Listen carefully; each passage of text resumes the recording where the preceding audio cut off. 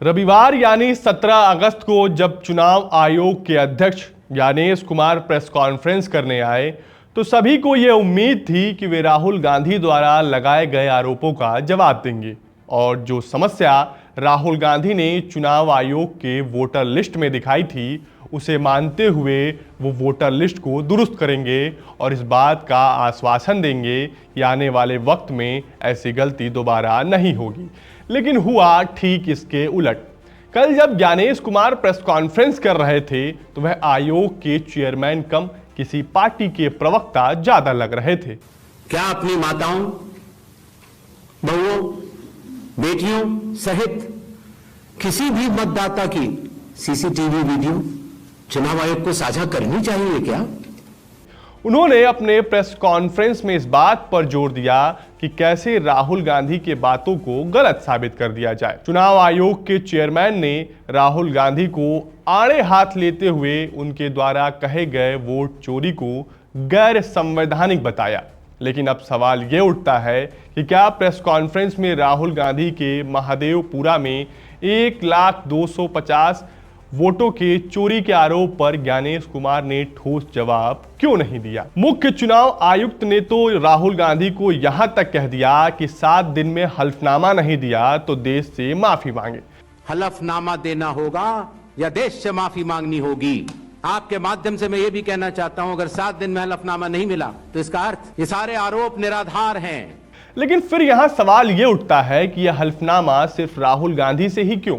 क्योंकि वोट चोरी का आरोप तो अभी कुछ दिन पहले बीजेपी के अनुराग ठाकुर ने भी लगाया था और अनुराग ठाकुर ने तो न सिर्फ आरोप लगाया बल्कि उन्होंने राहुल गांधी, प्रियंका गांधी, अखिलेश यादव, डिंपल यादव, अभिषेक बनर्जी और स्टालिन का नाम लेते हुए चुनावी घुसपैठ तक कहा। सवाल तो ये भी बनता है कि आखिर ज्ञानेश कुमार ने अनुराग ठाकुर का नाम क्यों नहीं लिया या उनसे हल्फनामा क्यों नहीं मांगा? इस प्रेस कॉन्फ्रेंस में ज्ञानेश कुमार 7 अगस्त के राहुल गांधी के आरोपों पर बोलने से बचते हुए नजर आए।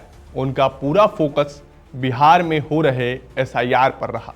उनका कहना है कि राजनीतिक पार्टियों की मांग थी इसलिए वहां एसआईआर किया जा रहा है। तो सवाल यहां एक और बनता है कि अगर राजनीतिक पार्टियां की मांग होती तो इतने बड़े स्तर पर विरोध क्यों होता? मुख्य चुनाव आयुक्त अपने प्रेस कॉन्फ्रेंस में इस बात को स्वीकारते हुए नजर आए कि महाराष्ट्र चुनाव में कुछ गलतियां हुई हैं। उनका कहना है कि इसको पहले बताना था तो हम समय रहते इन चीजों को ठीक कर लेते। तो क्या अब इस चीज पर भी राजनीतिक पार्टियां ही नजर रखें कि वोटर लिस्ट में क्या गड़बड़ी है? तो इस देश का चुनाव आयोग क्या कर रहा है? प्रेस कॉन्फ्रेंस के दौरान जब पत्रकारों ने मुख्य चुनाव आयुक्त से पूछा कि जनवरी में जो एसएसआर हुआ था उसमें मौजूदा आंकड़े से 20 लाख मतदाता कम है, तो उस पर ज्ञानेश कुमार ने कहा कि ये आंकड़े 20 साल के हैं। इससे या तो ये साबित होता है कि उस समय जो एसएसआर हुआ था वो सिर्फ खाना पूर्ति था या एसआईआर में कुछ गड़बड़ी है। 6 महीने में ही 20 लाख मतदाता कैसे कम हो गए?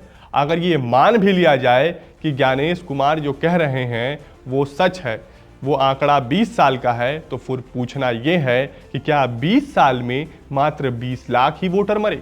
ये आंकड़ा कितना सत्य है? इस पर विपक्ष का कहना है कि जैसे महाराष्ट्र में 6 महीने में 1 करोड़ वोटर ऐड हो गए, शायद वैसे ही बिहार में 20 लाख वोटर कम हो गए। आरोप प्रत्यारोप का दौर जारी है। चुनाव आयुक्त ने कहा कि हल्फनामा दें, तो इस संदर्भ में समाजवादी पार्टी ने पहले ही एक हल्फनामा दे रखा है। उस पर कितना अमल हुआ है, जिसमें भोला शंकर नाम के शख्स प्रतापगढ़ के कुंडा तहसील के रहने वाले हैं।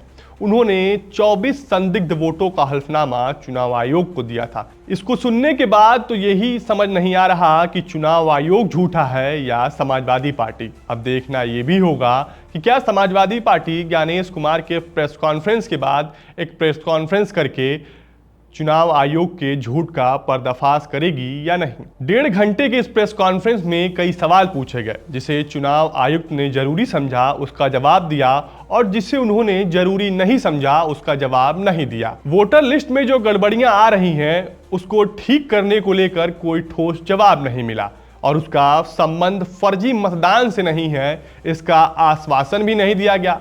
चुनाव आयोग के प्रेस कॉन्फ्रेंस के बाद ये तो तय है कि आयोग इस मुद्दे को और हवा देना चाहती है, क्योंकि जिस तरीके से चुनाव आयुक्त ने जवाब दिया उससे कोई ठोस आश्वासन फिलहाल तो मिलता नहीं दिख रहा है। फिलहाल आपको हमारा वीडियो कैसा लगा हमें कमेंट बॉक्स में जरूर बताएं। देश और दुनिया की तमाम खबरों के लिए देखते रहिए विट्टी चोखा।